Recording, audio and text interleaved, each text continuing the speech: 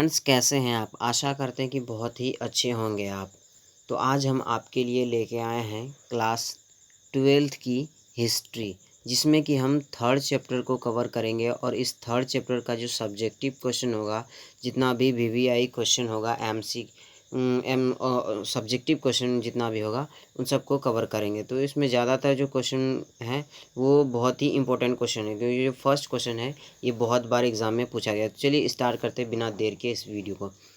पहला क्वेश्चन ये है कि महाभारत के जो समालोचनात्मक संस्करण हुआ था, ठीक है, तो महाभारत के समालोचनात्मक संस्करण से आप क्या समझते हैं, यही हमसे पूछा जा रहा है। तो चलिए स्टार्ट करते हैं। पहला स्टेप में यह है कि 1919 में, आपको पता है कि हम बताए थे पिछली वीडियो में कि 1919 में संस्कृत के एक प्रसिद्ध विद्वान थे जिसका नाम था V.S. सुकथांकर। ठीक है, तो V.S. सुकथांकर ने और इसके साथ बहुत सारे विद्वान भी मिले हुए थे, उन सब ने मिल करके इस महाभारत का समालोचनात्मक संस्करण तैयार करने का जिम्मा उठाया था। अब समालोचनात्मक संस्करण तैयार क्या था कि मतलब अलग अलग पांडुलिपियों में महाभारत बटा हुआ था, तो उन सबको इकट्ठा करके एकत्र करके उन सब का शोध तरीके से उसका मतलब निकाल करके महाभारत की एक पुस्तक को बनाना था, जो लगभग 3000 पेजों में ये बनकर तैयार हुआ था। ठीक है, तो इनके अनेक विद्वानों ने मिलकर महाभारत का समालोचनात्मक संस्करण तैयार किया, और ये सब पूरा करने में V.S. सुकथांकर और उसके टीम को 47 वर्षों का समय लग गया। ठीक है, तो ये हमारा क्वेश्चन था। ये क्वेश्चन 2 या 3 नंबर में पूछे जाते हैं, तो तीन स्टेप में अगर आप लिख देते हैं तो आपको पूरे मार्क्स मिल जाते हैं। तो चलिए अब नेक्स्ट क्वेश्चन की ओर आगे बढ़ते हैं।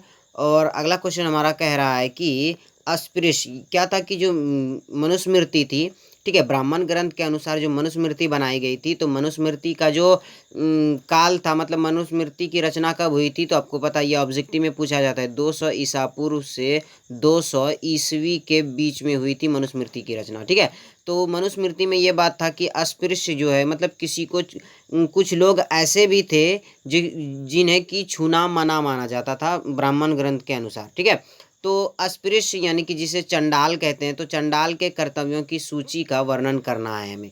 तो देखिए, चंडाल के कर्तव्यों की सूची यानी कि चंडाल क्या क्या काम कर सकते थे, क्या नहीं कर सकते थे। मेनली इसमें जो पढ़ेंगे हम ये पढ़ेंगे कि चंडाल क्या क्या काम कर सकते थे।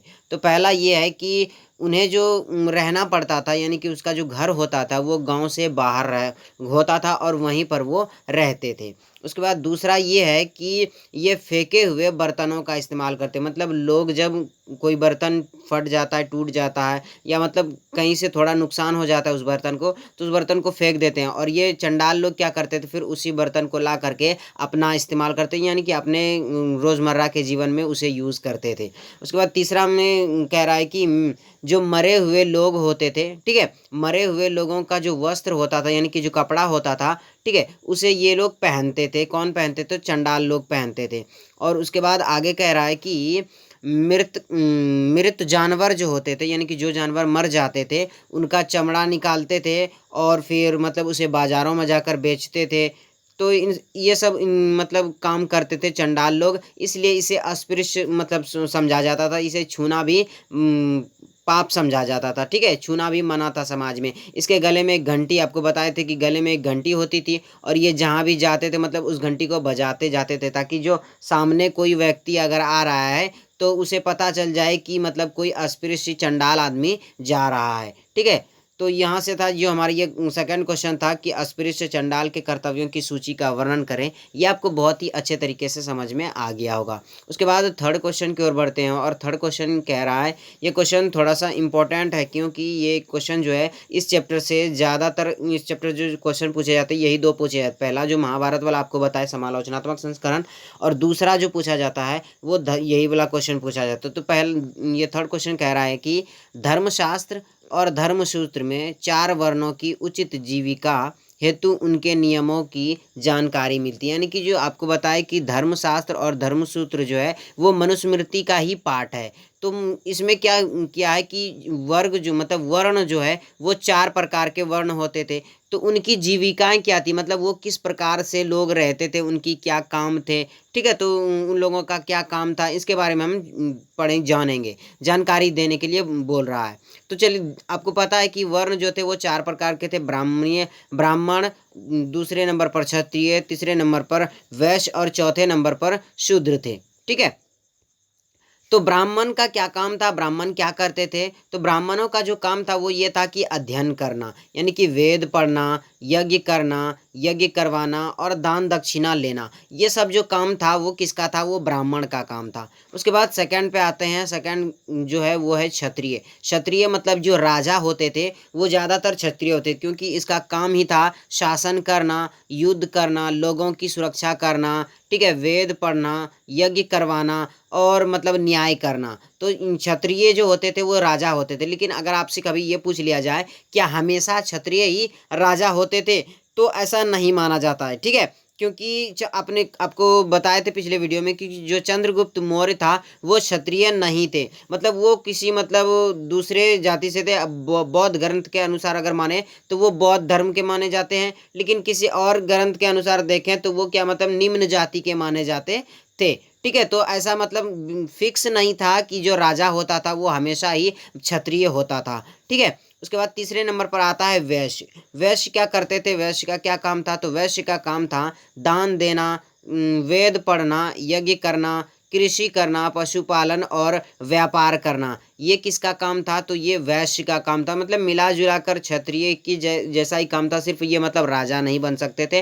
वैश्य और क्या कर सकते थे? मतलब ये वेद पढ़ सकते थे, यज्ञ करवा सकते थे, ठीक है, पशुपालन कर सकते थे, कृषि कर सकते थे, व्यापार कर सकते थे। तो ये सब जो था वो वैश्य का काम था। उसके बाद चौथे नंबर पर जो आता है, सबसे निचली जाति जिसे माना जाता था, वो था शूद्र। शूद्र का क्या काम था? तो शूद्र का काम था ब्राह्मण, क्षत्रिय और वैश्य, इन तीनों वर्णों की सेवा करना। यानी कि ब्राह्मण, क्षत्रिय और वैश्य की क्या करना? इन तीनों की गुलाम बनकर, मतलब इन तीनों वर्णों का गुलाम बनकर रहना जो था वो किसको था? वो शूद्र को ही था। शूद्र ही इन तीनों के यहाँ मतलब गुलामी करता था, और कोई, क्योंकि गुलामी करने का अधिकार जो था वो सिर्फ शूद्र को ही था। तो मतलब इसे बहुत निम्न कुल का माना जाता था।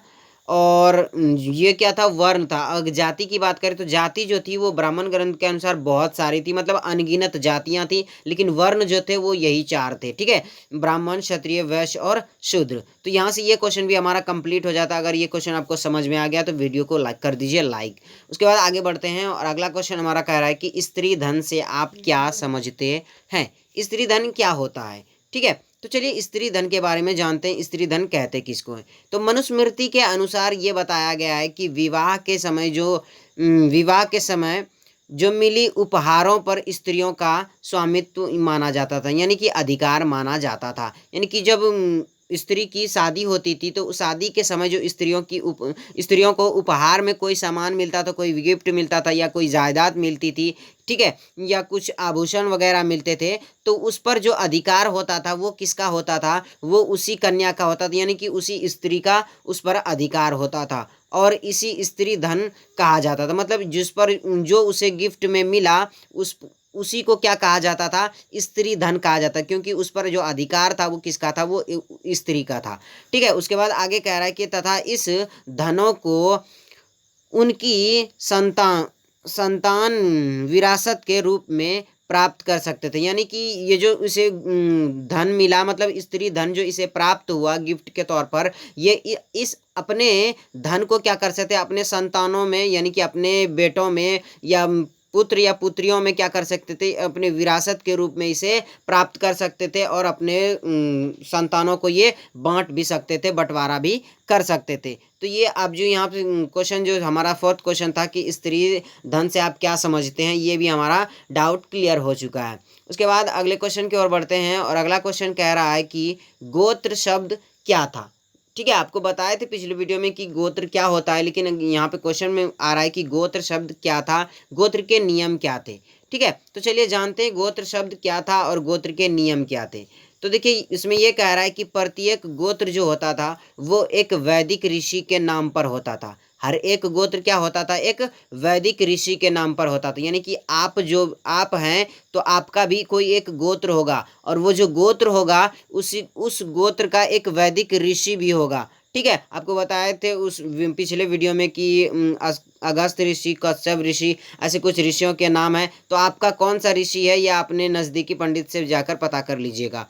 उसके बाद उस गोत्र के सदस्य जो होते थे, मतलब वो जिस गोत्र के हैं उस गोत्र के जो सदस्य होते थे वो उसी ऋषि के वंशज माने जाते थे। मतलब आप जिस ऋषि से हैं वंशज, मतलब जिस गोत्र के हैं तो उस गोत्र का एक ऋषि होता था और उसी ऋषि के वो वंशज माने जाते थे। तो ये इंपॉर्टेंट फैक्ट था, इसे आप याद रखिएगा क्योंकि एग्जाम में ऐसे पूछे जाते हैं। उसके बाद जो था गोत्र का जो 2 महत्वपूर्ण नियम था, ठीक है, वो कौन कौन सा था। तो ए में है कि विवाह के पश्चात, यानी कि जो विवाह हो जाता था, स्त्रियों की जब शादी हो जाती थी तो उसके पश्चात जो पहले वो क्या करती थी, यानी कि अपने पिताजी का गोत्र लगाया करती थी। जैसे कि हम लोग सरनेम लगाते हैं ना लास्ट में, तो सरनेम किसका लगाते हैं, स्त्री जो होती है, जो महिलाएं होती है वो पहले अपने पिताजी का ही सरनेम लगाती है, लेकिन जब शादी हो जाती है शादी के बाद किसका सरनेम लगाती है, वो अपने पति का लगाती है। तो इसी प्रकार से इसमें भी उसी प्रकार से, जैसे कि विवाह के पश्चात स्त्रियों को पिता के स्थान पर पति के गोत्र को